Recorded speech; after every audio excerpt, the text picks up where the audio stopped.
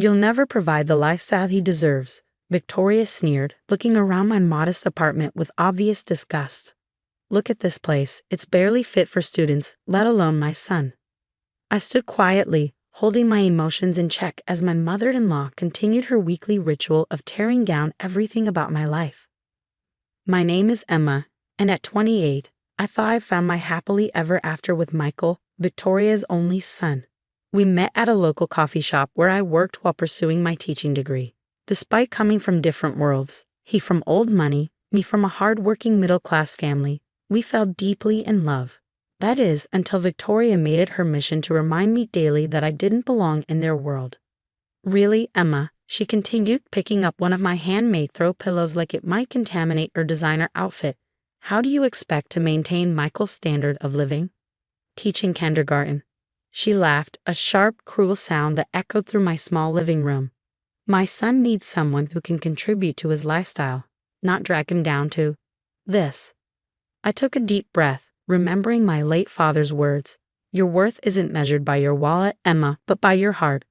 He'd raised me alone after Mom passed, working 2 jobs to put me through college. Every penny I earned felt like a tribute to his sacrifice. I may not be wealthy, Victoria, I said calmly, but I make enough to live comfortably, and Michael loves.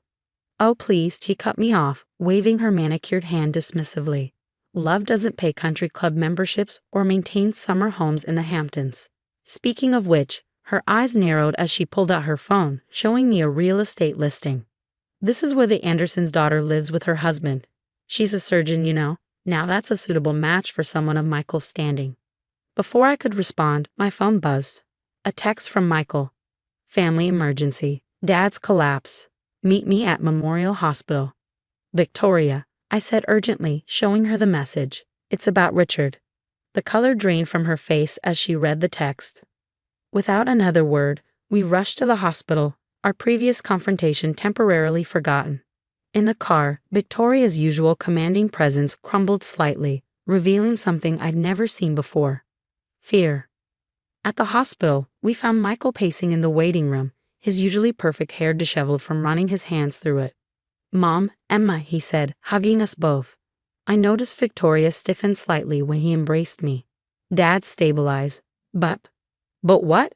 Victoria demanded, her voice sharp with anxiety. The doctors say it's his heart. They're running tests, but it doesn't look good. Over the next few days, we learned the harsh truth. Richard, Victoria's husband and Michael's father, had been hiding his declining health for months. The doctors discovered severe heart disease, requiring immediate surgery and a complete lifestyle change. What surprised me most during this time was Richard himself. Unlike Victoria, he had always treated me with quiet kindness. Even now, lying in his hospital bed surrounded by beeping machines, he made an effort to smile when I visited. Emma, he said one afternoon when I brought him some homemade soup, something his own wife hadn't thought to do. You remind me so much of someone. Who? I asked, helping him sit up. My Catherine, he said softly, his eyes distant. My first love, before Victoria. She was a teacher too, you know. I blinked in surprise. I didn't know you were married before. Not married, he sighed. My father, your husband's grandfather, he was like Victoria. Thought Catherine wasn't good enough for our family name. Forced me to break it off. Sometimes I wonder. He trailed off, looking at the simple bowl of soup I brought. You have her kindness. Before he could say more, Victoria burst into the room. What are you doing here? She snapped at me. Richard needs rest, not your amateur nursing attempts. Actually, Richard said firmly, Emma's soup is the first thing that's given me an appetite in days. But Victoria was already shooing me out of the room, closing the door firmly behind me. That evening, as I was leaving the hospital, I quite literally ran into Henry, Richard's elderly butler, who had served the family for over 40 years. Papers scattered everywhere as we collided. Oh, I'm so sorry, I exclaimed, helping him gather the documents. As I picked up what looked like old photographs, one caught my eye. A young Richard with a pretty woman in a simple dress, both laughing at something off camera. I turned it over and read the faded writing. Richard and Catherine, summer 1975. Henry quickly took the photo, but not before I saw the striking resemblance between this Catherine and myself. We shared the same warm smile, the same kind eyes Richard had mentioned. "Miss Emma," Henry said quietly, glancing around to ensure we were alone. "Perhaps you could visit the manor tomorrow? There's something in Mr. Richard's study that you should see. Something about Catherine."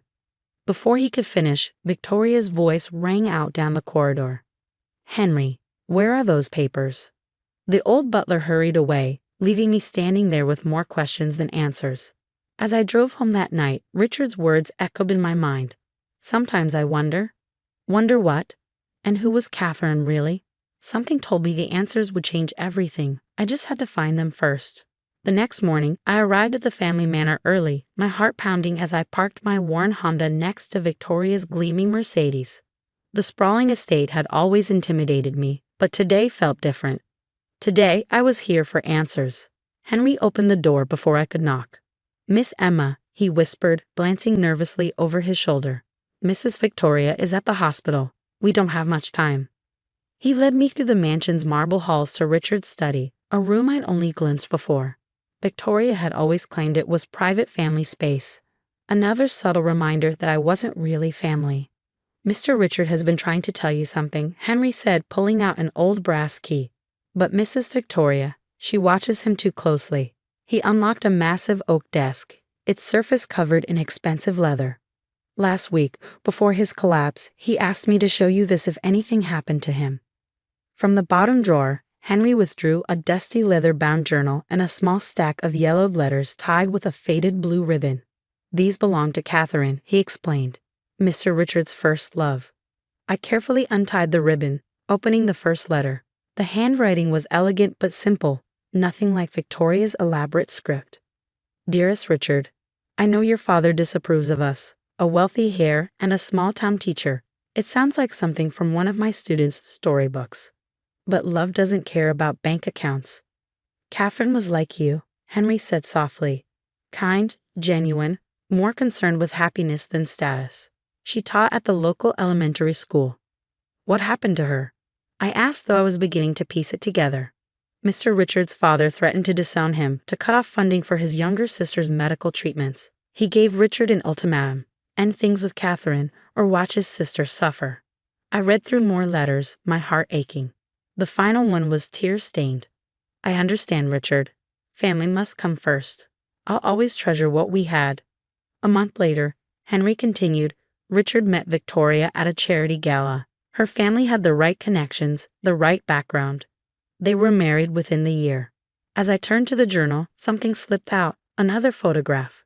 This one showed Catherine holding a baby, her face glowing with joy. The date on the back, March 1976. "Henry," I gasped. "This was after they broke up." The butler nodded gravely. Catherine discovered she was pregnant shortly after Richard ended things. But by then he was engaged to Victoria. Catherine never told him. She didn't want to ruin his life, she said. She raised the child alone, working 2 teaching jobs. My hands trembled as I opened the journal to its final entry. "My dearest daughter, I'm writing this so you'll know your father was a good man who made an impossible choice. I've never regretted loving him or having you. Remember, true wealth isn't in our bank accounts but in our hearts." The daughter, I whispered. What happened to her? "She became a teacher, like her mother," Henry said quietly. And years later, her own daughter, who never knew about her grandfather, would also become a teacher and fall in love with her uncle's son. The room spun as the truth hit me. My mother, Catherine, was my grandmother. Henry squeezed my shoulder gently. "Mr. Richard suspected when he first met you. You have Catherine's smile, her way with children. He hired a private investigator to confirm it before his heart started failing. Does Victoria know?" "No, but there's more." Henry reached deeper into the desk drawer, pulling out a sealed envelope. "Mr. Richard updated his will last month. He wanted you to know about this in case Victoria tried to." He trailed off as footsteps echoed in the hallway. "Henry?" Victoria's sharp voice rang out. "Why is that shabby Honda in my driveway?" The butler quickly helped me gather the letters and journal. "The back stairs," he whispered, pointing to a hidden door behind a bookshelf. "Go, I'll handle Mrs. Victoria." I slipped out just as Victoria entered the study, clutching the proof of my true heritage and wondering how it would change everything. But I never could have predicted what happened next. 2 days later, Richard's condition suddenly worsened. The family gathered at the hospital, where he asked to speak with me privately. Victoria protested, but Richard was firm. "Emma," he said weakly, taking my hand, "you found the letters." I nodded, tears in my eyes. "Why didn't you tell me sooner?" "I was a coward once, letting Catherine go. I won't be a coward again." He squeezed my hand. "Behind the painting in my study, the landscape of the summer house, there's a safe. The combination is Catherine's birthday, 03 to 1552. Everything you need is there." Before I could respond, monitors started beeping urgently. Richard's last words to me were, "You're so much like her. Make it right." After Richard passed, Victoria wasted no time asserting control. At the reading of the will, she sat smugly as the lawyer began reading the standard document. "I leave all my worldly possessions to my wife Victoria." As expected, Victoria interrupted, shooting me a triumphant look. However, the lawyer continued, "This will was superseded by a new version, properly notarized last month."